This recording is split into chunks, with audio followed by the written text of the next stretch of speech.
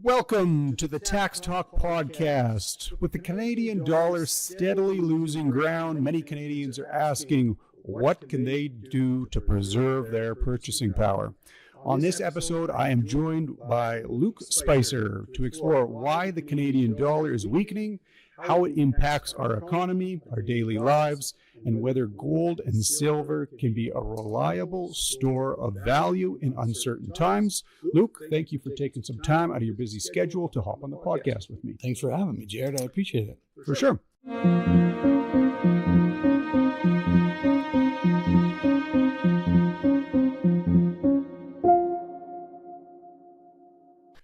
So on today's show, we're looking at the problem of a weak Canadian dollar and how that increases the cost of imported goods, impacts your travel budget, and erodes your long-term purchasing power. Many Canadians are left wondering how to safeguard their savings as inflation and currency devaluation continue to persist in today's economy. With traditional savings and investments under pressure, could gold and silver be a more suitable alternative to invest your dollars in? Let's dive into it. So, first up, economic drivers behind Canadian dollar decline. What are some things that are impacting our consistent dive in dollar value, Luke? So something that I often talk about, this isn't just a Canadian dollar issue.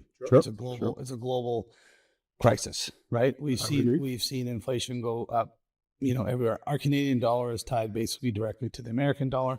Sure. Since the American dollar went off the gold standard in 1971, it's just been a continuing cascade of money printing that's making everything more difficult.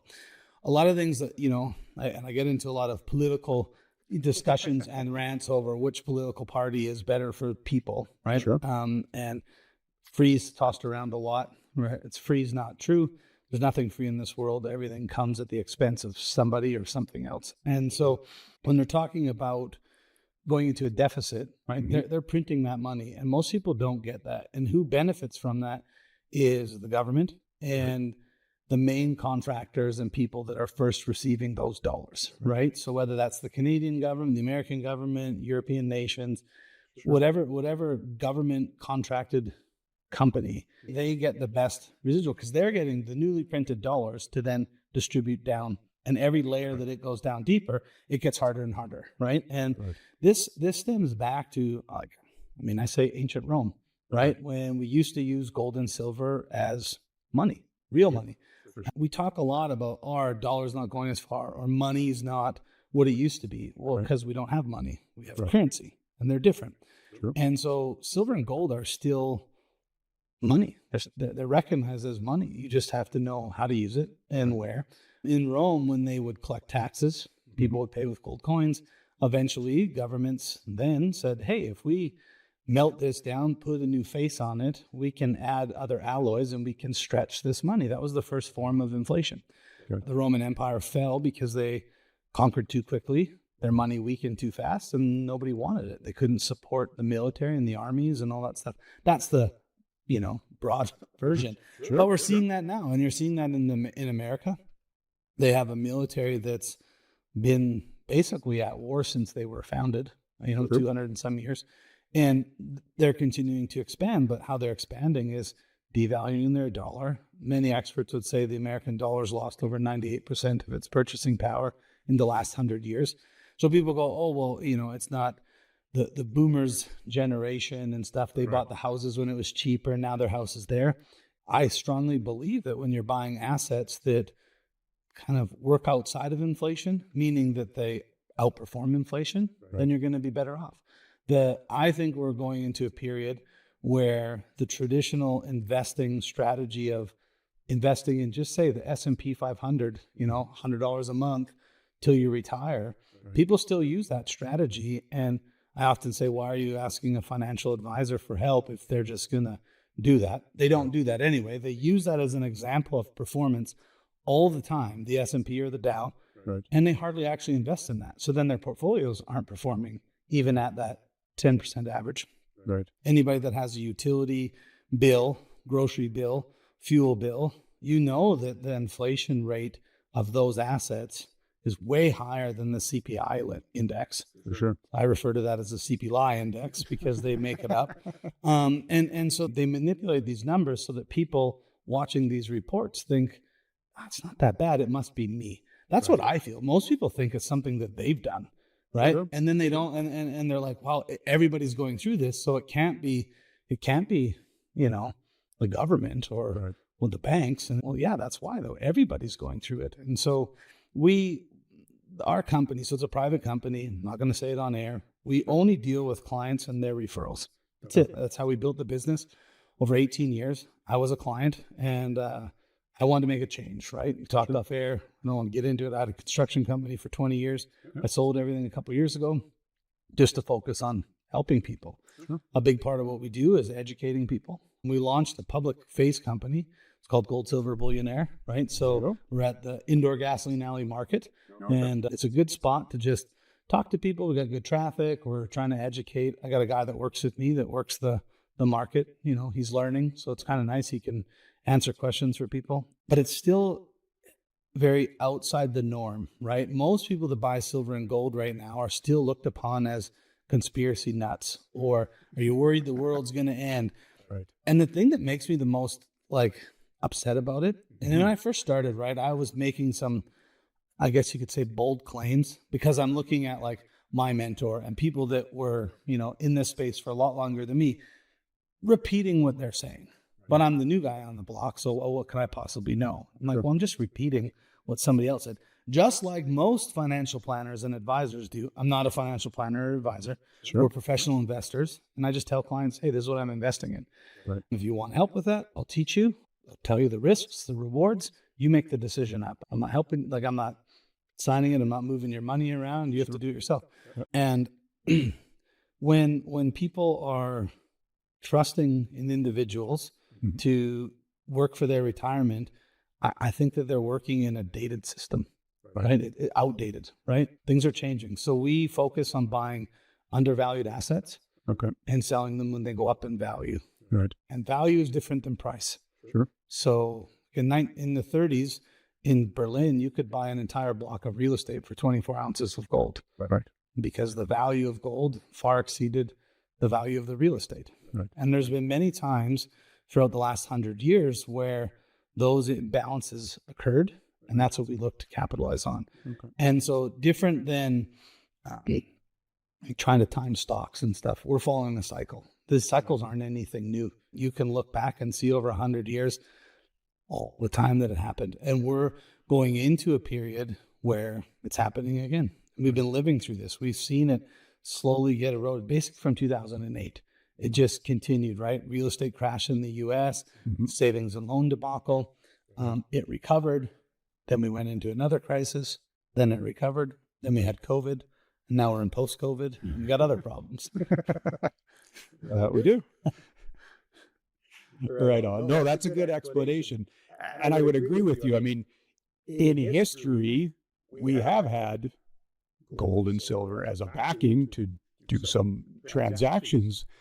It has only been, like you said, back in 1971, a short amount of time that we've kind of moved away from having that standard to support these transactions that we're having amongst each other. And as a result, there's just nothing there to support the currency that we're always trading with. So, yeah, I mean, you get these announcements from the government on a regular basis saying they're, going to spend on this, spend on that, spend on everything else. I would agree with you. The first person to touch that money is the most beneficial to it. And, if you're 10th, 15th, 50th down the line to see some of those dollars, you just have more dollars in the market chasing same, fewer amount of goods, whatever the case might be, and things just go up in price as a result of it. So, yeah, I mean, I think a lot of ways it's kind of portrayed that this is somehow a new idea that you should be investing in gold and silver. But in reality, this is probably the most, long time tested investment strategy that there's been. But things have been kind of portrayed in a different light where you need to put it into the S&P, the Dow, et cetera, et cetera. Yeah. And I mean, we talked before because I asked when this is going to be aired, right? Sure. And we're recording this in July. And I had took some notes before I came because I was like, I want to talk about the performance of gold and this, whatever. And so, gold is up around 30% in the last year to date, I think is what the stat said. Sure. And then year to date, right, from January. And silver's up slightly more, and the Dow and everything else is paling in comparison. Right. And gold's beating Bitcoin. Silver's beating Bitcoin year to date so far, right? But I know that if you look back, like Bitcoin's blowing everything out of the water. Sure. I think the introduction of Bitcoin and digital currencies is trying to go back. Like, obviously they have properties that make it better than gold as far as like I can carry it in my wallet and I can walk around. I can't carry, bricks of gold. I mean, you can, you just have to declare it, but it's heavier, that kind of stuff. So there is some limitations. I think the increase in Bitcoin history, right? Now it's usually trending around 12 to 20 ounces of silver will buy you 1 ounce of gold. Okay. So at 89 to 1 today, silver is way more undervalued than gold. So silver is a way better buy than gold because of the ratio. But a few weeks ago, it was 100 to 1. Right? There's only been a couple times in the last, I think, like 20 years where it's been over 100 to 1. So it was a really good price buy to buy silver versus gold. Gotcha. The other thing that most people aren't understanding right now, and this is the part where I think traditional investors are just looking at the dollar for dollar and why it makes sense. Right. The return on your dollar. But your dollar is losing value every year, right? Agreed. So even though it went up in, 10%, it's but my dollar lost so much, and I get heck for this. If you made $100,000 10 years ago, you made a lot of money. I would agree. And if you make $100,000 now, you're not doing that good. And I know there's people that are making a lot less than $100,000, which is why I get in trouble, but it's you're struggling too though. so this, and so working on increasing their earning potential and all that, that's a whole nother, podcast. Yep. But the industrial demand, for silver right now is higher than it's ever been. It's in electronics, cell phones, computers, laptops, electric vehicles, solar panels, and the green energy push for solar panels. But the part that most people aren't aware of or paying attention is the military use for silver. And so there's 500 ounces of silver in a missile, right? An tomahawk missile. And so they're shooting a lot of missiles these days. Right? That they are. So when the missile shoots, the silver is vaporized. There's no more there.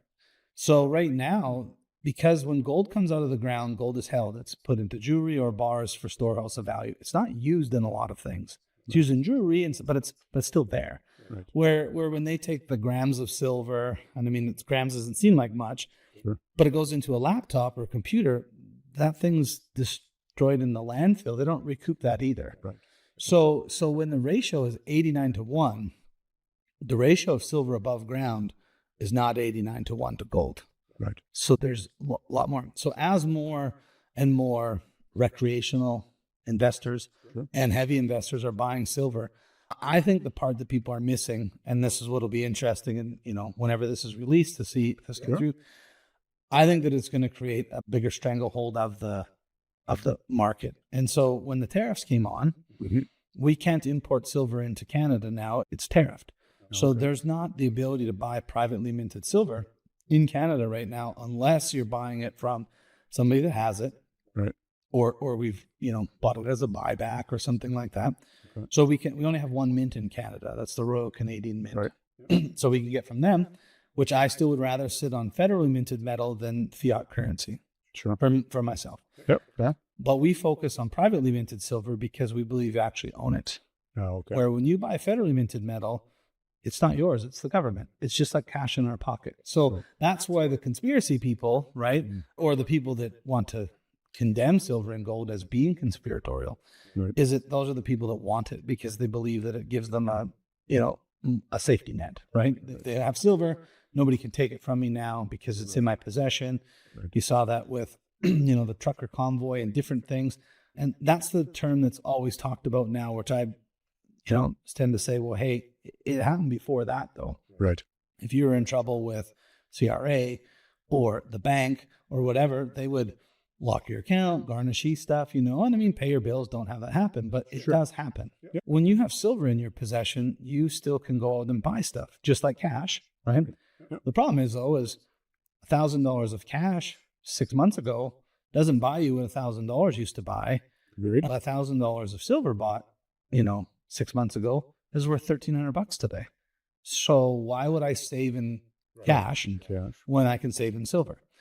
Now, silver and gold are purchased at market value, and then there's spot value. And spot is what's listed on the stock exchange as a raw commodity, rough in the ground. That's what it's traded as its commodity price. Gotcha. So to get it out of the ground, melt it, mint it, stamp it, ship it to the end purchaser, there's a cost for that. Silver, the average price is between $5 and $8 an ounce, and gold is about 160-ish, right? I mean, again, it's supply and demand, where we're at. So when you can get buys and you're like, wow, I can get silver at $4 above spot or $5 above spot, that's a good buy again, because it's gone as high as like $8. No, okay. So to make simple math, let's say today it's $58 market. You're going to buy it at 58, but when you sell it back to a bullion dealer or a jeweler or, an investor like us, they're going to buy it at below spot. Oh, okay. We buy it from our clients back at spot. So we have one of the highest buybacks in the industry for our clients, right? They bought it from us, did that. Sure. So it's like driving a new car. You buy it today for 58, you drive it off the lot, you want to sell it tomorrow, you're only getting $50 or worse, 48, Sure. Now people go, well, that's why it's a bad buy. That's why you shouldn't do it. You should just buy it online, trade the price of it. Okay, but then now you're missing the whole fact that the price point of silver, yes, you can get a return like a stock, but you don't own it. You don't own the rights to it. You can't use it to buy anything. Right.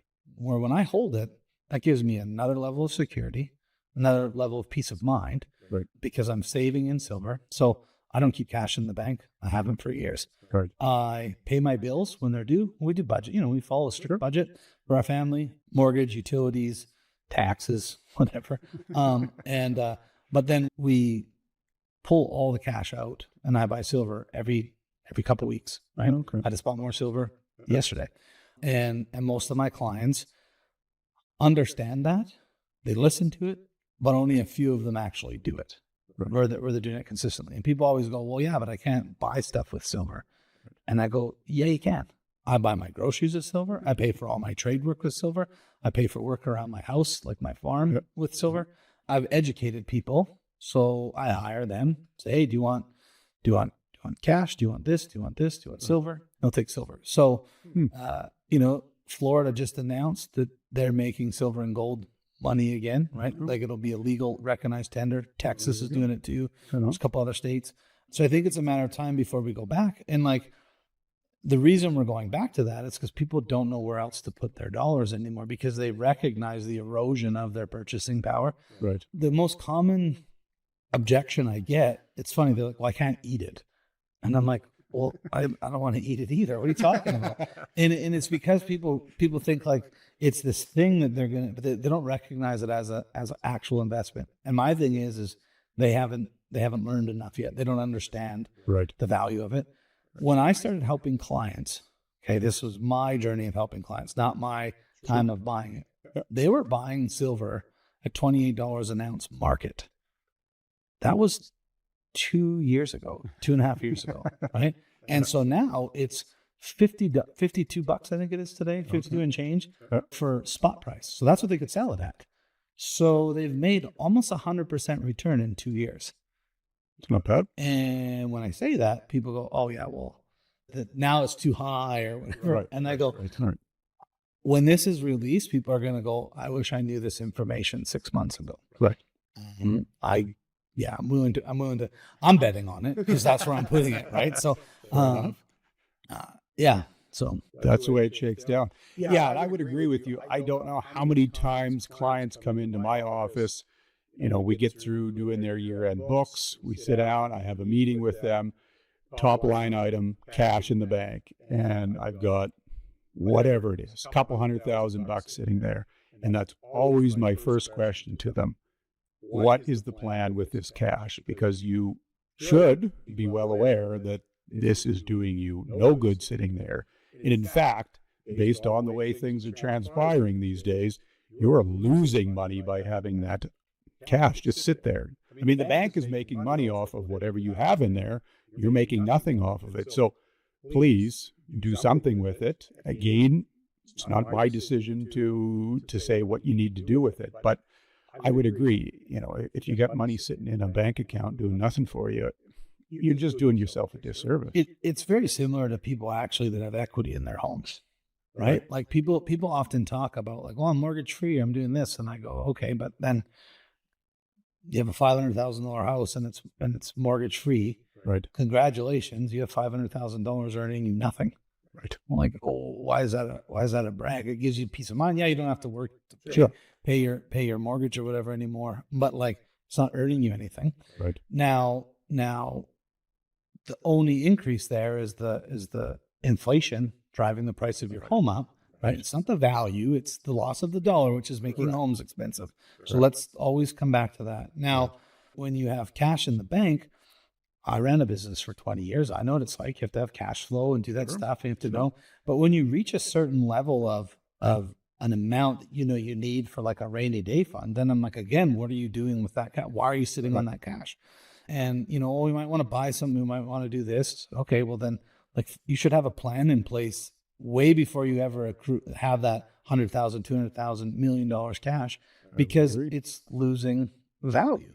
So we have a couple ways that clients can hold silver. One, they can take it home with them, which is what most of them do. And then they're responsible for storage and security and whatever. I want my silver to be within 2 hours of where I need it, right? Like that's where I want.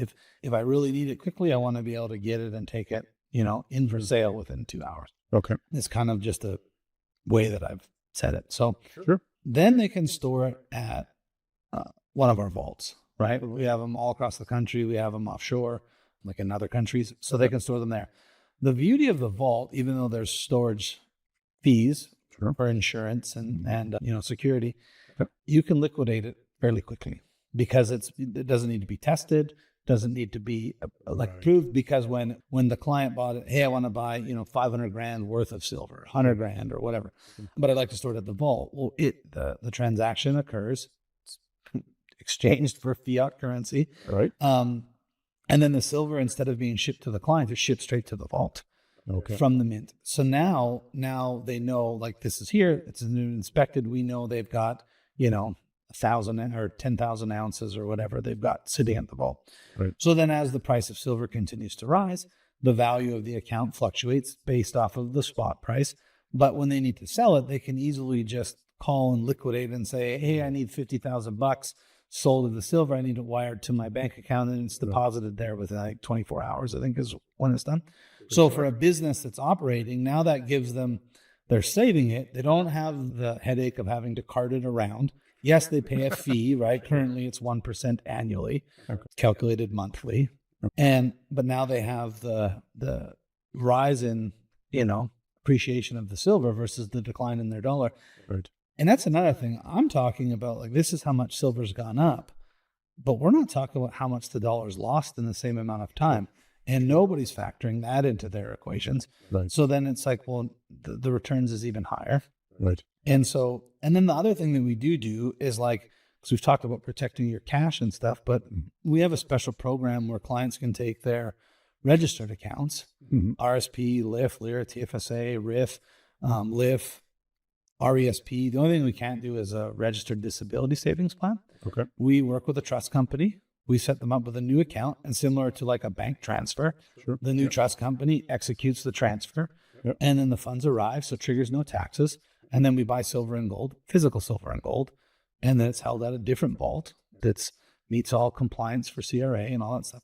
And now the clients are trading silver and gold in their retirement portfolio instead of stocks and bonds and GICs that, like, quite frankly, I'm like, why are you investing something that's earning 3-4% a year? It's stupid. And so, like, I have a lot of older clients now that are in RRIFs and lifts, so they're having to have forced withdrawals, and they're so angry because their accounts have not risen like they were told, And then worse than that, when they put the money into those accounts, they paid less taxes than they're paying now because taxes have gone up. It's very true. And so people sell RSP to clients as a tax deduction. Yes. It's not a tax deduction. I agree. It's a tax deference. because you're going to pay that tax at one point when you withdraw it. So my question always is, why would you put your money away where you can't do it to do anything? Yep. You can't, I mean, yes, you can buy a home, but you have to pay it back. Sure. So you're not allowed to like, oh, I have a rainy day, I need to withdraw this money. They're like, yeah, sure, sir, but we're going to tax you on that. Another thing is too, is they say they're reducing their tax bill. Well, no, you're not. You reduced your income, which reduced your tax bill. You didn't change your tax rate. Unless you're going to be at one of the tax thresholds and investing, say, $10,000 lowers your tax threshold, so you save significant amount of tax. Right. I think they're stupid. $54 billion was put into RSPs in 23 from Google when I looked. $54 billion of Canadians' hard-earned money, just that year was what the contributions were, where they have no access to it. They can't use it to grow anything personally. And it's locked into rules. They don't get to decide what happens down the road. And so now these clients that were paying, 50 years ago, they were paying a significant less tax rate. Right. So I don't mean just because they're making more money, they're paying more. They're not making more money now. It's 50 years later. The actual taxes have gone up. Yes, I would agree. So if they made X amount of return on their dollars, but the taxes have climbed up, that's destroying their purchasing power yet again. We talked about inflation. It's an invisible tax. This RSP system. So what we're looking at going is, hey, I had a meeting this morning with a friend of mine who invested, and his RSP is growing he's only got a couple $100,000 that went in it. Yeah. But he's up over 80 grand this year because it's gone up 30 some, percent. So he's a little more than 200 grand. He put 200 grand in and then it's already growing. And then already since January, it's up another 80 grand, right? Nobody's talking about that in their portfolio returns. And then the other thing that comes back to me is well, yeah, but look what gold's done over 100 years or silver. It's done nothing. Because I agree, but I'm not doing buy gold and save forever. Right. I'm buying gold right now on silver. Well, I don't buy gold, silver, because it makes sense for right now where we're in this period. Right. It gives me peace of mind. Gives me, I always mess this word up, anonymity, anonymity. What's that word? You know what I mean? I can operate without worry, right? I don't have to worry if something's going to get shut off or whatever. I keep cash, right? Not a lot, but I always have cash in my pocket. You never know when you go to a gas station and the machine's not working or something. It's always nice to have cash. It's the same thing with silver. I don't carry silver dollars around me or anything like that, but it's at the house. Yeah. No, and that makes sense because I definitely have a number of clients that'll come in on this RRSP front and they'll say, well, what do I got to do to decrease this year's tax bill? How much RRSPs do I got to buy? And I say, well, if your sole reason for buying the RRSPs is to, knock off some tax from that year's bill, I don't think that's a great idea. If you're putting $1,000 in, whatever your marginal rate is, that's what you're deferring in tax. So you're expending $1,000 to save whatever it is, 39%, 42%, whatever it is, you bracket we're talking about here. So it just never makes sense to me either to be doing this. It's not a good cash flow move to be doing this. So again, I think you have to think bigger picture when you're talking about doing some of these things. Don't look at the here and now. You got to think a little bit more long term. What are you doing with the dollars that you have now to see them appreciate as opposed to depreciate? And I would agree with you, a lot of these people that do come in, if they're in that, second, third marginal bracket, you're anywhere from 32 to 36%. But, a couple of years ago, Alberta had a flat rate tax. They don't have a flat rate tax anymore. So if you saved back a number of years ago when it was 10% flat across the board and you're pulling it out down the road, well, you're looking at higher rates there. So it's hard. And I mean, people constantly ask for, some advice on that front. And I say, well, this is what I can tell you now, similar to when they decided to maybe go flip-flop on those capital gains inclusion rate increases last year. I can tell you something now, but they can, at the flip of a hat, go and decide to do something different. And as a result, some elaborate strategy that you put in place today is not going to mean anything to you down the road. So, yeah, it's tough. Do you think it's maybe, I don't know, a lot of these things to me stem back to an education thing. Like the idea of inflation in general, I don't think is very well understood by just general consumers across the board. Is there something that we're missing? Is there a way that this could be, brought to the public in a different manner, that they would understand it a little bit better? Personally, I just try. It's why I said, when I saw you at a podcast, I was like, tax guy on a podcast. Yeah, I want to talk to his audience about what we do. Sure. I don't leverage social media like I could. It's an awareness thing, right? But even I have clients, like they'll find out about me and, from a referral and then I talk to them and they go, yeah, nobody will listen to me. Like to them saying that themselves. Right. I've done quite a few podcasts the last 7 months and released them on different platforms with different hosts and stuff to try to get awareness out there. We share a lot of education with our clients. So we teach them. There's a really great documentary called The Hidden Secrets of Money by Mike Maloney. He made it it's funny because I'm like, I made it 10 years ago. I'm like, it's probably 11 or 12 years ago now, right? I could have probably changed my copy and paste email that I send out for new people. It's 10 parts, 10-part series. Yeah. He actually was talking about Bitcoin in episode 8 when it was relatively new. It was all the buzz. And he's like, I don't know about this stuff, right? And obviously, looking back, you idiot if you didn't buy Bitcoin, you knew it, right? And people go, oh, would you went back 10 years, buy Bitcoin and hold it. So he talks about money. I don't think enough people read. I don't think enough people study history. They rely on the news or people that are professionals to give them advice.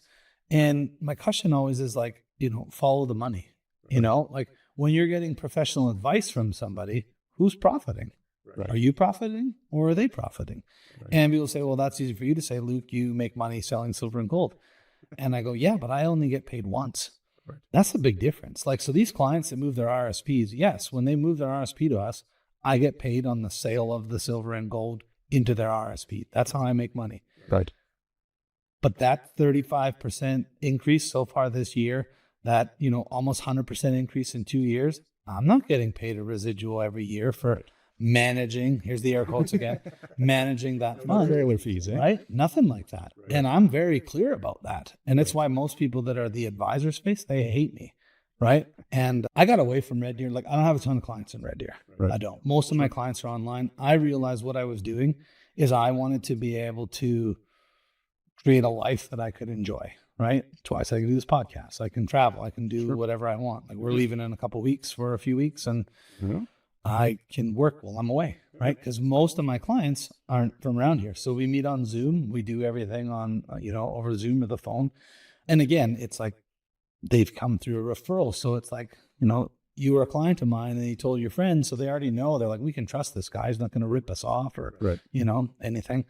It is funny to me. I'll tell you the story about the banks again, because it's not just the government and inflation. It's also the banks and the control. You think you have money sitting at the bank and you can get it. That client of yours with 200 grand and go ask for that cash, Yes. Go ask for a wire. And if it's not work related, they're going to be like, we can't do that. Right. This is how corrupted the banks have become. I have a client that we did her RSPs or Lira. She worked for a bank. I'm not going to name the bank. It's a smaller one in Vancouver. Fair enough. And so she worked there, retired. We got her pension. We did everything. It's invested in, at the trust company and so on. She called me up out of the blue. She's like, hey, Luke, the price of gold right now, this was a couple months ago. She goes, the price of gold right now is really, really crazy. I think I want to sell some of my gold. I got 4 bars of gold. How does it look like? What's the process? We didn't sell it to her. I said, well, whatever, you're a client. We'll buy it back. You got to ship it to us. We go through all the details. Sure. Okay. Yeah. And I said, and then, and she goes, she wants to buy silver because the ratio at this time was 101 to 1. Right. A month ago, whatever, 2 months ago. So what's the process look like? Well, because she's in BC, we don't ship it. So we use a different company to have it shipped to them. So I was like, oh, and then you want to buy silver? And I was like, yeah, the price of gold's 40, whatever. So it was $4,500 when we did this thing. I said, so you're going to sell 4 bars. So it'll be 20 grand. She's like, no, these are kilogram bars. I was like, oh, that's 130 grand, the pop or whatever. Yeah. She's like, I only want to sell 2, so it's 260 grand. Yeah. So she shipped them to us. Sure. She had the money wired to her account. It was in her account like the next day, Yeah. right? She went to the bank so then when the funds showed up, she was buying silver that we were going to ship. But the way that it works, because we still have to fill out a tax form because you sold it and all that stuff, which again, I hate, but we have to do it. We had talked, she's going to buy 200 grand worth of silver and then keep the 60 grand. She's got a reno and a few things. Yeah. So the money hits her account and then she's going to buy the silver from us. So we create an invoice and we send it to her and then we're shipping it to her, right? She goes to the bank. I need to send a wire to this company. She mentioned it was for silver. They refused to send the money. They're like, we don't know these people. She's like, the money came from them. So they're like, they're ripping you off. They're doing this, doing that. Right. So she had to go get a draft to herself, go to a different bank, RBC. We deal with RBC. Okay. And then send the wire. Even the bank there, because they don't know us, is like, oh, are you sure you should do this? Blah, blah, blah. She's like, the money literally came from them. Right. I have to do this because of the stupid process in the system where she should be able to just send us the gold and we could wire her 60 grand and send her 200 grand worth of silver, right? Like, but it doesn't work like that because of the government. But the point I'm trying to make is that was her money. She went to do the transfer and they told her no. And we're still living in a good time. Right. What's going to happen when it gets really bad, like 08 or something where banks are going, under, or Silicon Valley Bank like last year, right? 1.8 billion, I think they lost 1.6 billion dollars. You had money there, it's gone. What? Are you serious right now? It just disappears, and it's digits on the screen. Why don't they just print more money? Like, why are we paying taxes if they can print money? It is a tough one to wrap your brains around. I screwed up. Not money. They're printing currency, but. So the banks have control, right? Mm-hmm. And so it's another reason why I want my money out of there. It's mine. I earned it. I'm turning it into real money so that I can use it whenever I want. Silver can be exchanged for any product and service if you can deal with a regular person. Obviously, I don't think I can go to like Best Buy and buy a computer with ounces of silver. Sure. But I could take it in tomorrow and get cash for it, then go buy the thing from Best Buy for cash. So sometimes I go, it's a couple extra steps, maybe. Right. But the security behind it is top notch. Right. I can take it to the US and exchange it. So I don't have to go to the bank now and pay the bank exchange rate. Like obviously if I bought an ounce of silver today for $58, I could sell it in Canada for $50, spot to market price aside. Right. It's worth $35 US. So if I go to the bank to exchange that, $50, the bank's going to charge me the conversion rate and then take a fee, which is like 9%, and. For sure. Or I can just take the silver and cross the border and exchange it at a local place down there and get paid, American currency. Right. The other thing that people aren't looking at right now, which we talked about at the very beginning, is what happens if America or Canada do change the currency that we operate in? Right. The likelihood of that happening in our lifetime is very strong. Right. I'm willing to bet my entire fortune that we'll see it at some point. If it doesn't happen, it would be the first currency in 6,000 years or 2,000 years that it's never happened. Right. There's been over 6,000 different currencies that have gone to zero and been wiped out in 2,000 years. Right. So to think that the American and Canadian dollar, it wouldn't happen, is foolish. Right. We're in a year. And I think what will happen is we'll see the USD replaced by a US digital dollar, where they claim it's the same, but it'll be a different value. Right. Because they'll go back to some tokenized value like Bitcoin, where they're saying there's only so much. Right. We can't make more, so now we won't have inflation, and this is what's going to go on. Right. When the last time the US dollar was revalued was during the Great Depression, right? Okay. So we had the Roaring 20s. Gold was $20 an ounce. It had been $20 an ounce for 100 years because gold was money. Right. And then they started using IOUs, right? You'd store your gold at the bank. The bank would basically issue you an IOU so that you could carry paper money, and it was backed by gold. And then you could redeem it for gold when you would end up. Then they took that away from private citizens. And so after America was caught printing currency, still way back then by other European nations, they said, hey, you've got way more on your balance book than than the amount of gold you have. So they did an audit, and then the American government seized gold. They nationalized it. They confiscated it. People turned it in. They had like 2-3 weeks or whatever after it was all rounded up, whatever people turned in. Gold went from $20 an ounce to $35 an ounce in 2 weeks. 75% increase in 2 weeks. Crazy. But that increase was from gold that they were supposed to have versus the currency that they printed. So they needed to do that to make sure that the dollar was backed by gold again.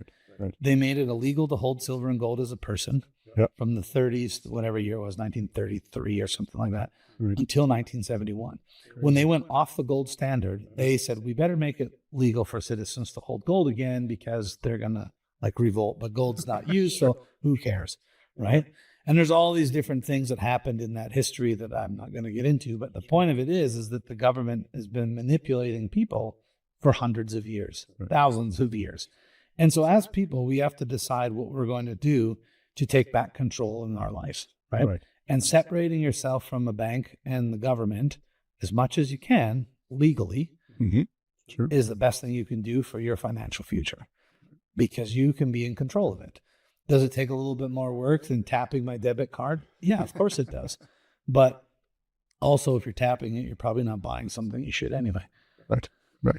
Okay. Yeah, and I mean, based on what you've told us here today, the process to get some of your fiat currency into silver does not sound like it's overly complex. No. It does not sound like it's overly complex to then get it back out if you need to take a couple bucks over to Best Buy to buy that laptop or whatever the case is. So I would agree. I mean, a lot of times in life, the things that are slightly harder are probably the things worth doing, and the things that come easy, i.e. tapping the debit card, buying this, that, and the other thing, is how people, consistently rack up debt and these other things. So, yeah, I mean, if there is something to kind of take out of this, there are other options. There are ways to protect your hard-earned, dollars, and making sure that as you continue to push into, those retirement years, you've got something that's holding some value for you, as opposed to throwing your dollars into a GIC only to lose it to inflation as you're going along. So,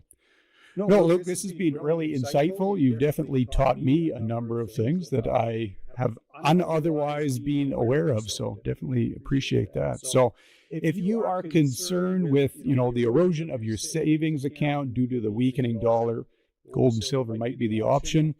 Here's some steps that you should take to kind of move yourself forward if this has been a concern for you. Number one, please subscribe to this channel, whether you're on YouTube, Spotify, any of these other podcast hosts. Make sure you're connecting with us there. If you've got any questions regarding gold or silver, feel free to drop those in the comments on YouTube. Me and Luke would be happy to get back to you on those things. And feel free to visit our website, legacyllp.ca, for more information. And also touch base with Luke. What is a good way for people to get a hold of you? I know you said you kind of deal with the referral basis only. Yeah, I mean, honestly, if your client heard it here, I don't care if they reach out to me and they say, I heard you on the podcast with Legacy Accounting. I mean, that's fine with me. My Instagram is _Duke_Spicer. I never changed it. I probably should from my fight days, but I left it that way. Yeah. My name on Facebook is just Luke Spicer. I don't care if a friend requests me, send me a DM. I'm on LinkedIn under my name. For sure. Any one of those things, I'd give you I'm not going to bezel my email, but, hit me up on one of those spots. Yeah. And then all we do is I'm real low pressure too. That's the other thing. Like, I'm not here to sell you it. I just want to give you information. I hope that when people listen and they hear, they're like, oh, that sparked my interest. I want to come back to the guy that told me about it, right? I validated it. I checked it out. This makes sense. Definitely. But honestly, like, sometimes the pain point or the purchase price minimums and stuff, they get to people. I'm like, go buy it at your local place. Go buy a couple ounces. I don't care. Sure. I want to see people in a better spot, right? So yeah, reach out. I'd answer any questions your clients have. Goes for your regular clients too. And for sure. Yeah. Appreciate it. Well, thanks again, Luke. Thanks for having me. Appreciate the chat and all the insight. It was definitely informative. Sure. So for the Tax Talk podcast, I'm Jared Plon. Thanks again for listening. Take care, and we will talk again soon.